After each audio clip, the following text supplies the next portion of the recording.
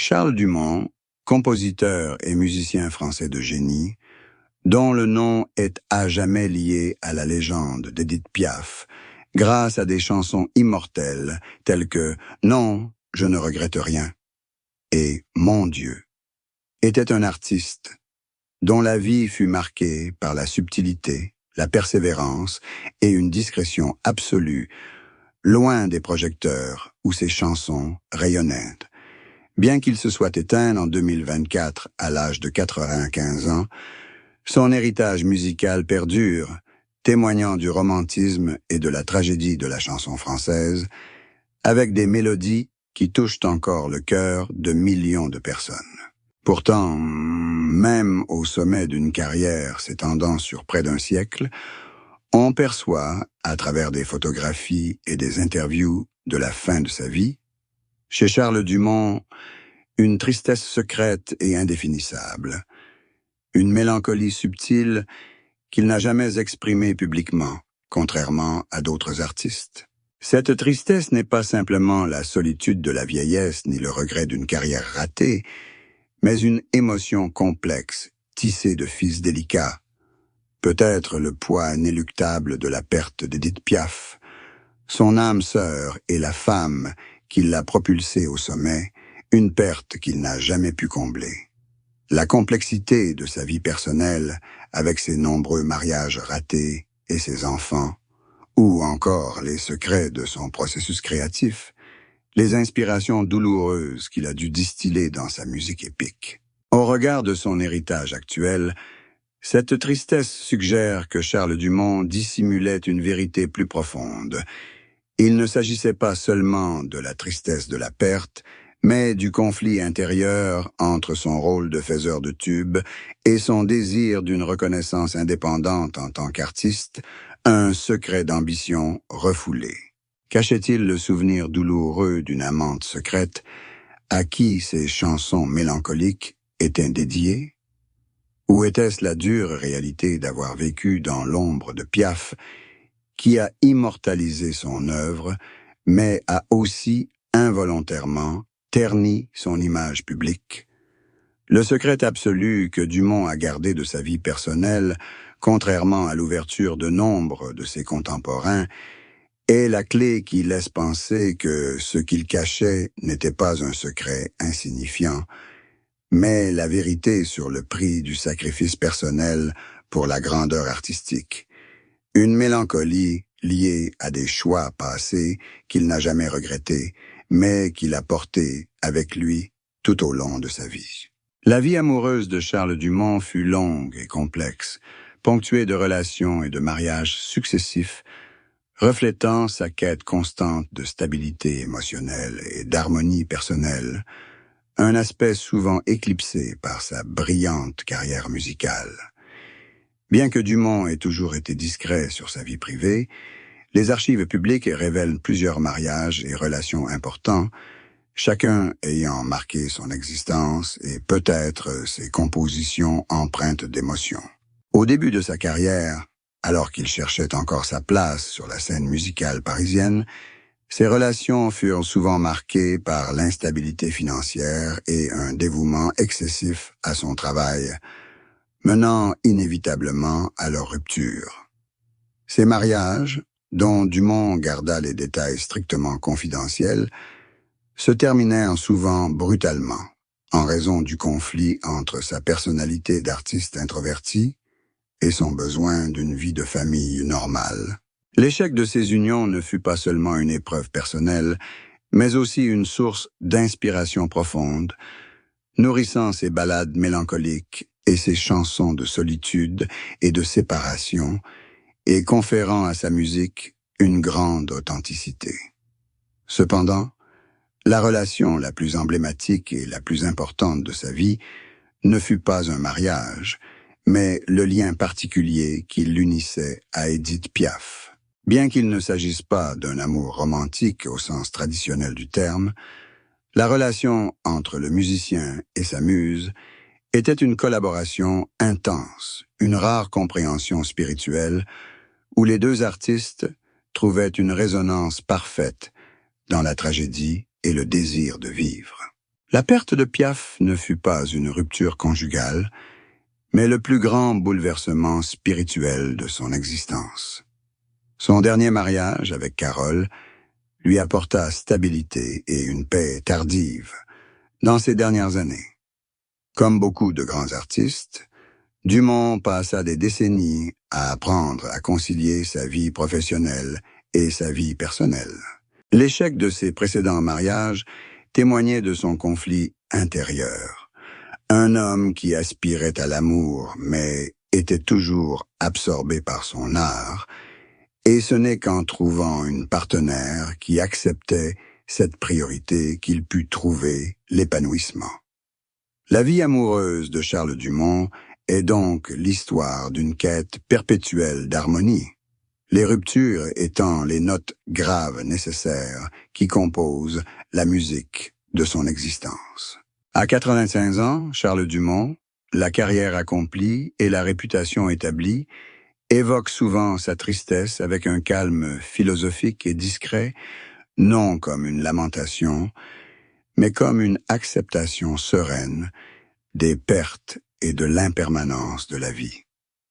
Interrogé sur ses sentiments personnels, Dumont évoque fréquemment la solitude du survivant, la tristesse de voir disparaître ses proches, ses collègues, et surtout la perte irrémédiable d'Édith Piaf, qu'il considérait comme son âme sœur artistique. Il confie que sa plus grande tristesse n'est pas le regret des choix passés, car il a consacré sa vie à l'art, mais la nostalgie infinie des moments d'intense créativité partagés avec Piaf. Les souvenirs d'une époque à jamais révolue, la mélancolie d'un passé glorieux, désormais à jamais clos. Aznavour a un jour admis que sa longévité était une bénédiction, mais qu'elle s'accompagnait aussi d'une tristesse de se sentir perdu, de ne pas appartenir pleinement au monde de l'art contemporain, la tristesse du changement inévitable. Évoquant ses mariages ratés, Dumont exprimait des regrets empreints de douceur, les considérant comme la conséquence inévitable de son dévouement à la musique, reconnaissant ainsi ses faiblesses de père et d'époux, conséquence de son obsession créatrice. Il ne cherchait pas à excuser ses échecs personnels, mais les acceptait comme faisant partie intégrante du destin de l'artiste, contraint de sacrifier sa vie privée à son œuvre.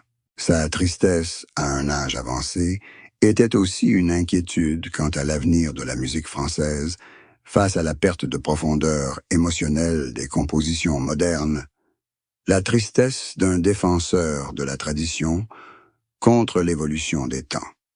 Il est à noter, cependant, que Dumont concluait toujours ses réflexions mélancoliques par une affirmation du pouvoir de l'art. Il disait que continuer à composer et à jouer jusqu'à la fin de sa vie était le seul moyen de surmonter sa tristesse et sa solitude. La tristesse de Charles Dumont, à 95 ans, est un mélange de nostalgie, d'acceptation du destin et de la conviction que l'art est un remède durable. Le parcours de Charles Dumont est un modèle de talent, de persévérance et de discrétion, une voie qui l'a mené à devenir un grand musicien dans l'ombre des artistes. Même dans cette solitude, il dissimulait ses luttes et ses aspirations. Sa carrière débuta modestement par des compositions pour des artistes peu connus et des musiques de films, mais un tournant inoubliable survint en 1960 lorsqu'il rencontra Édith Piaf.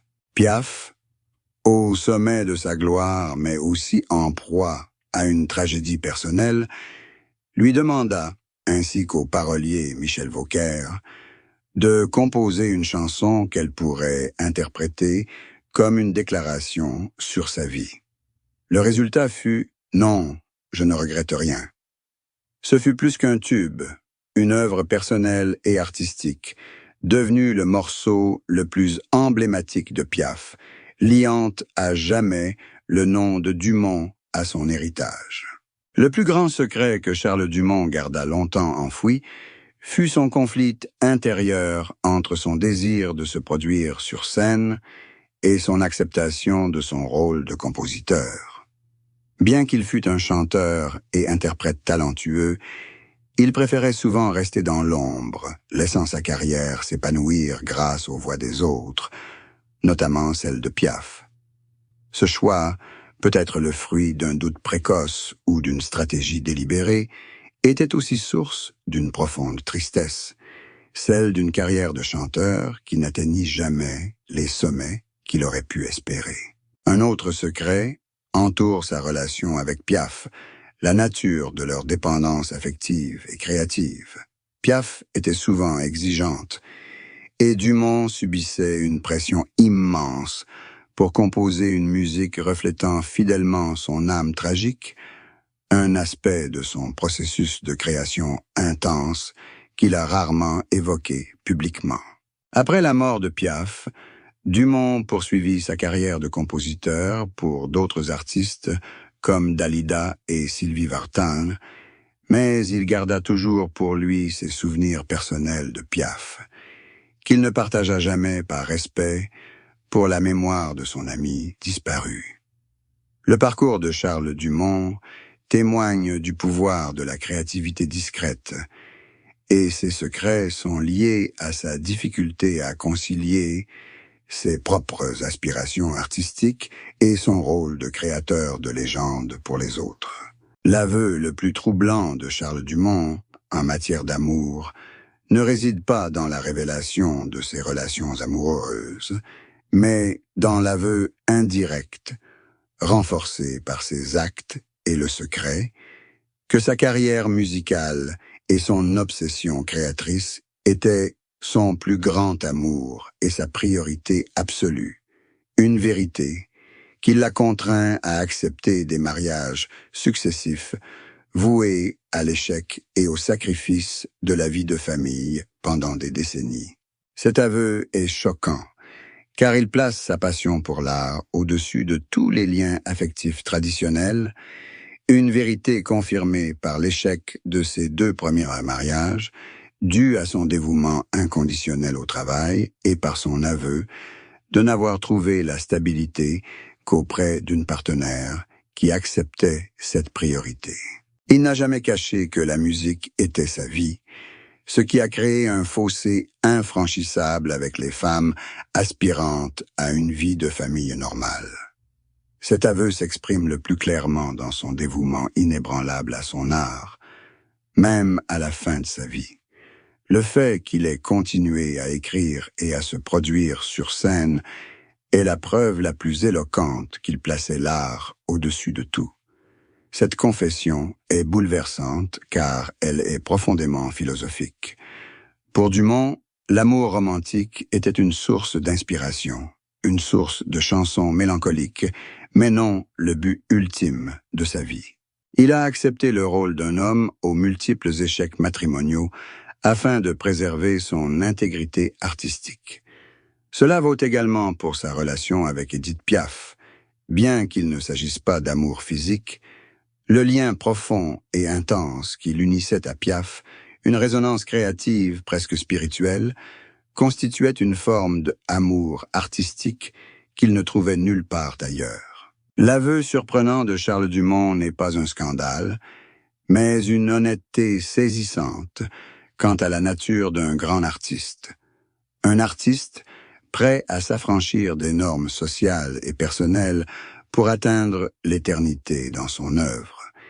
Et ce sacrifice témoigne de l'intensité de son amour pour la musique. Charles Dumont évoquait son dernier mariage, celui avec Carole, avec une profonde gratitude, une sérénité retrouvée et une compréhension tardive du véritable sens de la complicité.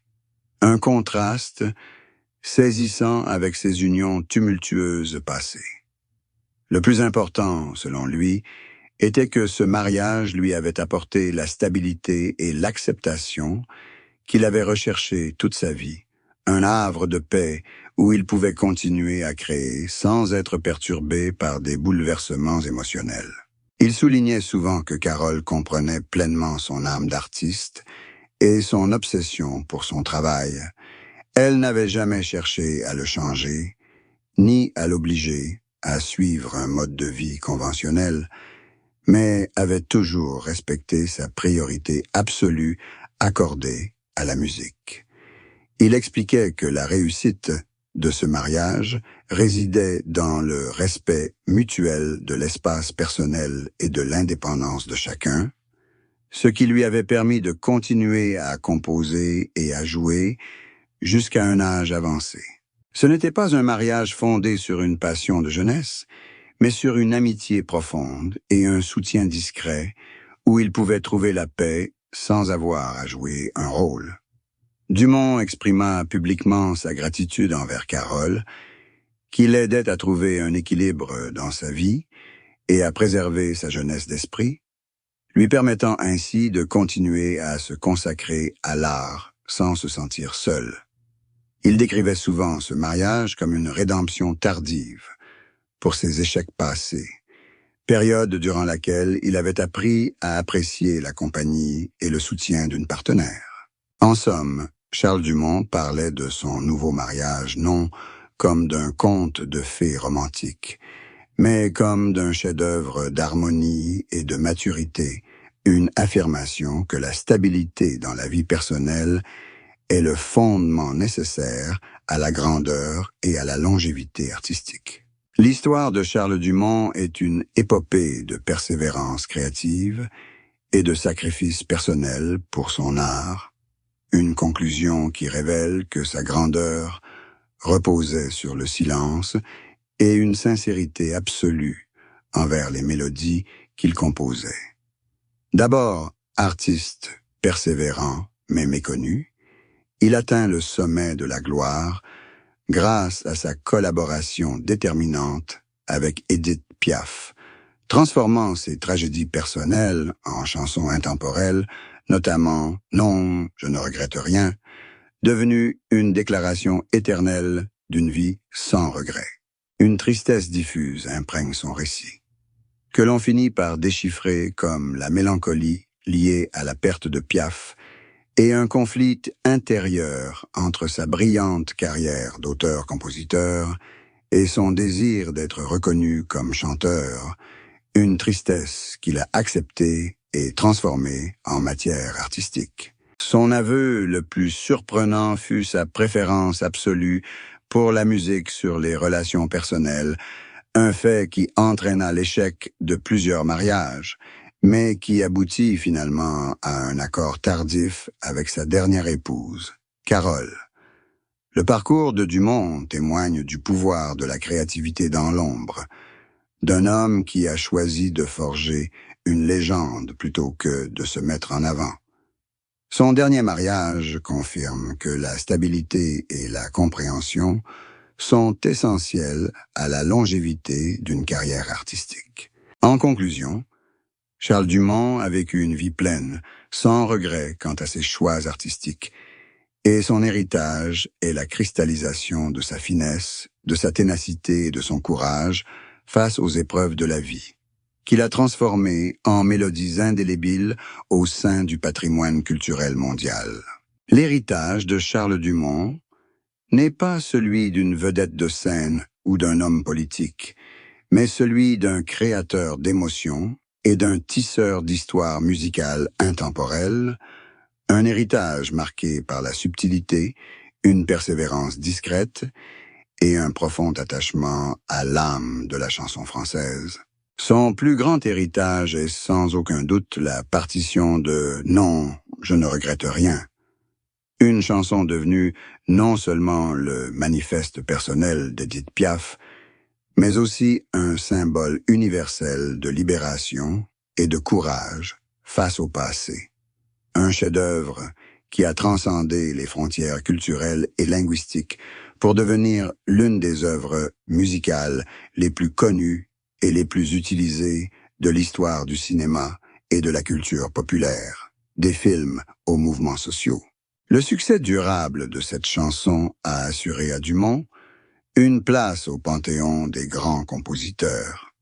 Son héritage, cependant, ne se limite pas à un seul succès. Il a composé d'autres classiques pour Piaf, tels que Mon Dieu, et de nombreuses œuvres pour d'autres grands artistes, démontrant la variété et la profondeur de ses talents de compositeur. L'héritage artistique de Dumont est un hommage au pouvoir de la simplicité et de l'authenticité en musique. Ces mélodies, bien que complexes dans leur structure émotionnelle, sont d'une grande accessibilité grâce à leur pureté et à leur profond pathétique, un héritage du romantisme français intemporel. Cet héritage comprend aussi la persévérance inlassable d'un artiste qui a travaillé jusqu'à 95 ans, refusant la retraite, trouvant toujours joie et sens dans le processus créatif. Un témoignage de dévouement et d'amour absolu pour la musique.